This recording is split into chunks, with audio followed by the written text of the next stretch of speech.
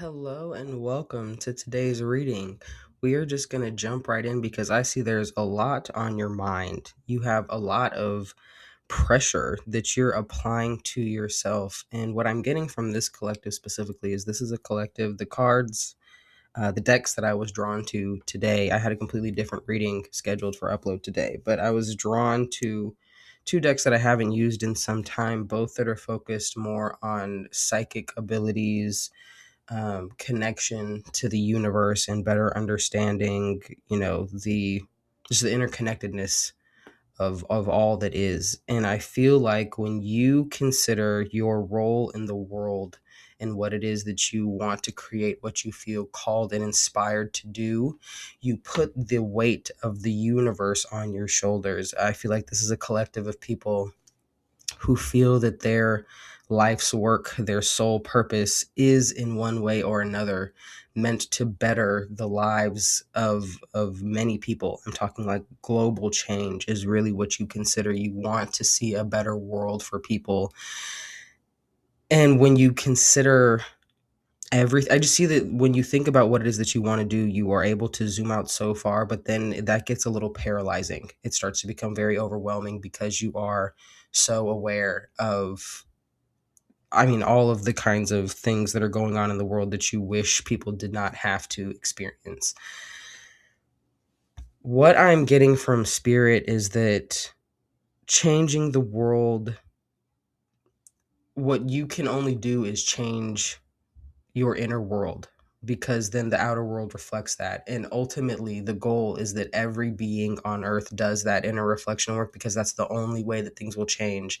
I think that's something that you are being shown many ways through your personal relationships, especially in your career field right now. Whatever it is that you do for work, I'm seeing for most people that will be in this collective, there's some type of service industry. But it's like in your daily experiences, when you're trying to help somebody, even when they're not aware that you're trying to help them, like the lesson that is coming through very strongly is that this can only be, people can only heal as much as they can receive healing. Does that make sense? You cannot force change of anything on anyone. So truly the only way to accomplish what it is that you want to do is to live that truth yourself and allow people to ask you how you do it or how you did it, right? When you get to that place. And that's kind of how I think that's something that maybe you're struggling with, is understanding that you can't force change in the world, no matter how, what good intentions you have for that change. I think you've been trying to get people to maybe see your perspective and how things could be better, and you're hitting a wall. And so there's a degree of frustration happening there. You feel like, I'm seeing someone really get caught up in these kinds of conversations where you go into them very calm, very relaxed, uh, because your perspective is one that you believe, is considerate of all people. But I think a final block that's kind of happening is that you have to allow people to be where they are.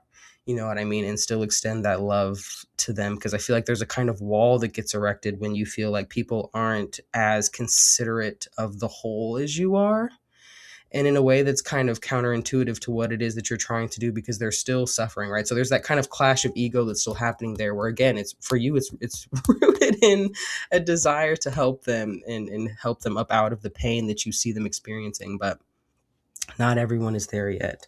And so you're kind of dragging yourself into these conflicting kind of energies that ultimately just make the weight of what you want to do extra heavy. Okay. Um, Beyond that, I'm seeing what it is that you want to create again is like very service oriented. You want to give to people. I'm seeing there is, though, a little bit of hyper independence here and struggles when it comes to accepting help, because we have partnerships and alliances kind of crossing Seven of Wands, which is giving me more like stand your ground energy. I feel like there may even be a little bit of a struggle when it comes to taking advice from people who might have some good advice to give. It's like there are people, I think you've just been maybe a little bit jaded by maybe authority figures. You feel like a lot of people, let me fix my microphone 1 second. Maybe a lot, you've come, in contact with a lot of people who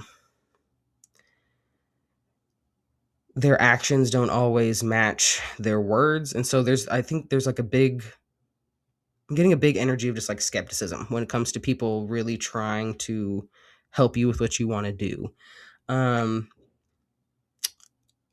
on another end of that spectrum, I see that you also are going to be very particular about the kind of people that you want to build this kind of whatever it is that you want to create. I'm really seeing this as more like you want to create a change in like a dominant kind of paradigm, the way that like society thinks, moves, operates, and that's like a big task, right? But it's again, I think finding your footholds and finding the people in certain industries where you'll be able to have the greatest impact and remaining flexible in doing so. I think again, you have a pretty solid idea of the direction that's going to that you want that to go in words.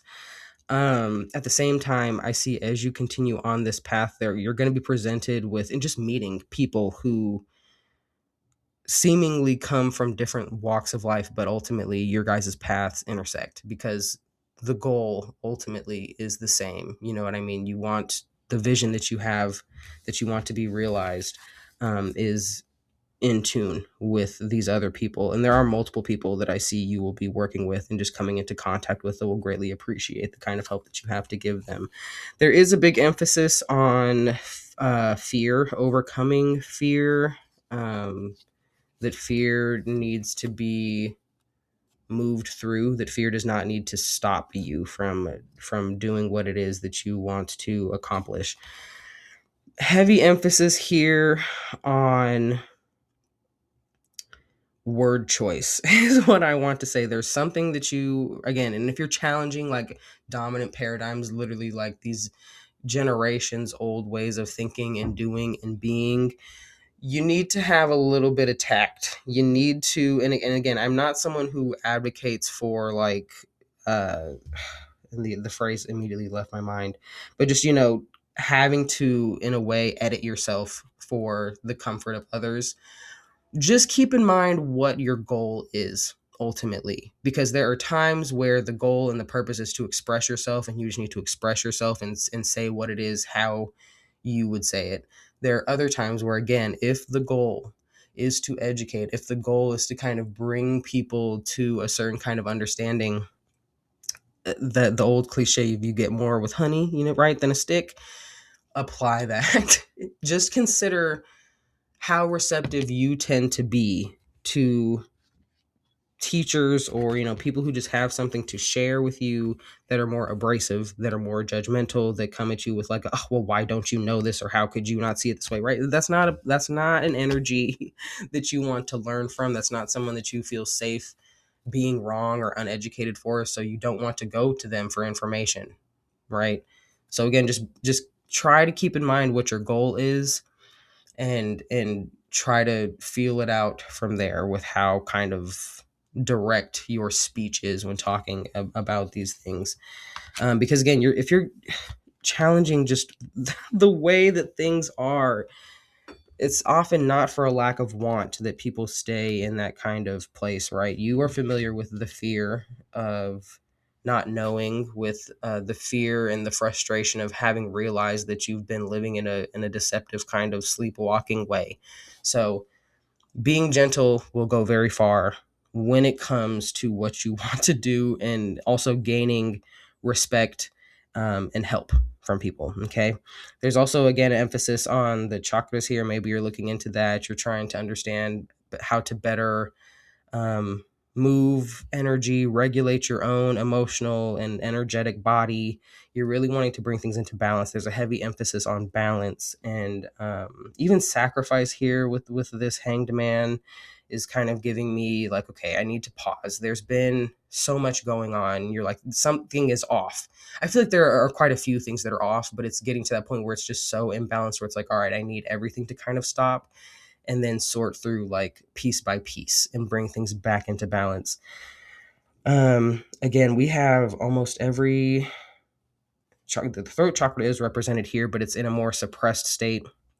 You haven't been expressing yourself to the full extent that you need, there is something that needs to be said here, and it's connected to a kind of fear around how that will affect your interpersonal relationships. I'm getting specifically like friendships and romantic relationships. I think if you expressed truly your like fears around how they're kind of keeping you in this stagnant place and how they're not progressing, it would lead to a kind of end, right? And again, there's the fear of like like a complete and total end where I'm not having these people in my life anymore, and then there's the other end of like the way, you know, kind of how things have just been this entire time. I am seeing it more on the positive end, the transformation side. I think there are people around you who want similar things that you want, but you're not even kind of giving them the chance to express that. Or maybe I'm getting someone that kind of puts out feelers to see like how someone might respond to certain like spiritual things or something like that, and you don't really get the response that you want.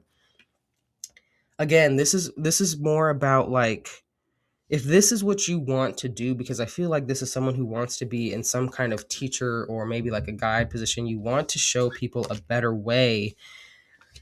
And it's going to come from just being. It has to come from how you are living your daily life. People, you know, will sit and kind of fantasize with you, and that you're right. There is a certain limit that you're reaching with people where their, you know, imagination can only go so far because they don't have the experience and they're not maybe in a similar kind of spiritual practice. You know, they're not seeking in the way that you are.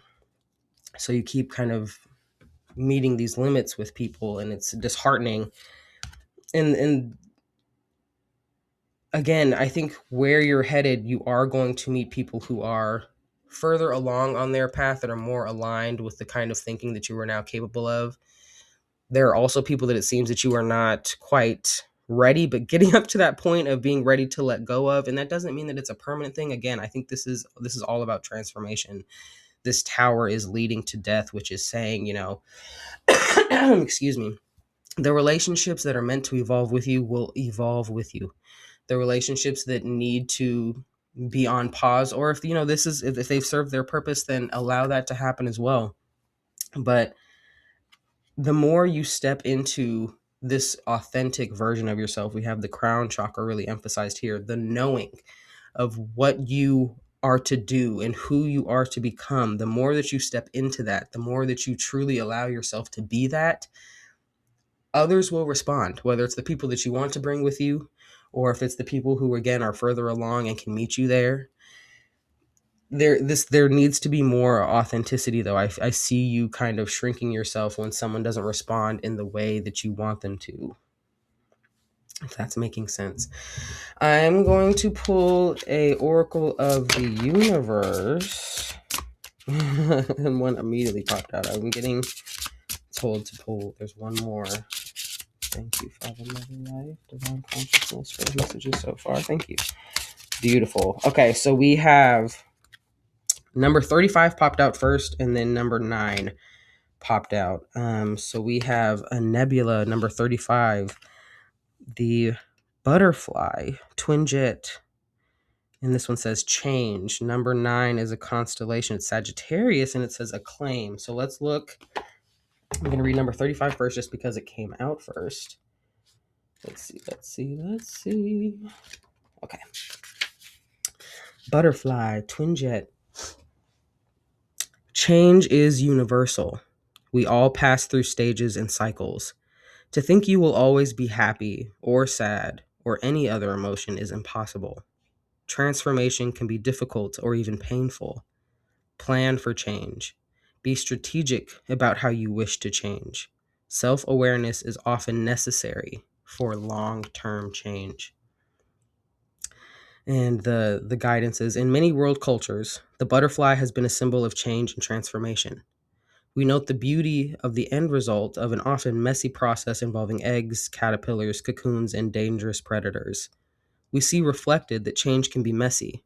Change can sometimes not look like we think, and yet, if it is what we want, it can be profoundly creative and beautiful. One of the most well-known mythos of the butterfly is that the love of god Eros and his mortal wife Psyche.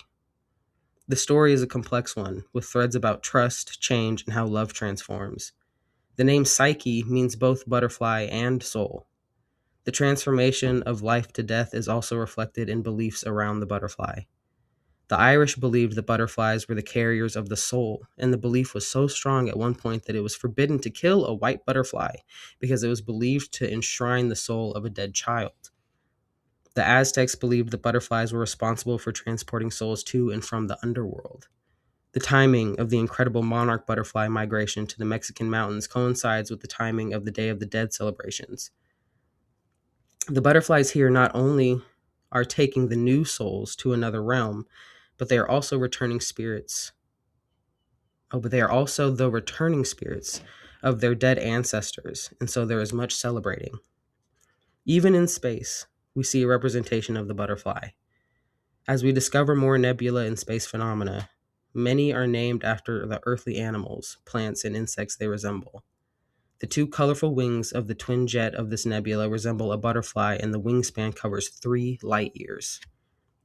The Butterfly Nebula is actually a dying star, a former white dwarf. It is extremely hot with an estimated surface temperature of around 200. Okay, I think the rest of this doesn't matter. This now is just giving facts. We're going to go to number 9 now. Again, Sagittarius in this guidebook. It says acclaim. While it is important to be recognized and appreciated for one's work, huge acclaim is often unnecessary. Know your power. Build your self-esteem from the inside out. If you require lots of experience, go seek it. Go the extra mile for knowledge. Explore things on a deeper level. Sagittarius means archer. In Greek mythology, Sagittarius is commonly thought to represent a centaur, a creature with the torso of a man and the body of a horse. It is most often associated with Crotus, the son of Pan in Euphim. Oh, you guys are going to butcher me for not knowing my mythology. I don't know. And of course, the name pops up again. Euphim was a beautiful. Guys, there are so many weird. She was caring as she was lovely. She became a favorite of the goddesses for healing one of the muses. She had a beautiful and melodic voice, and the god Pan fell in love with her. More and more mythology. Where is the advice, dear? Words of power. I have power. It is real. I do not require outside validation. That is the important part. This one is much shorter than the other one. Did the other one have words of power and I just missed them? Oh, it did. The other one was my creative abilities are limitless. I choose my own healthy limits. Alrighty. Well, that is all I have for you guys today. I'm about to have a cough attack. I can feel it. I can feel it. I hope this helped. I will see you guys next time. Bye.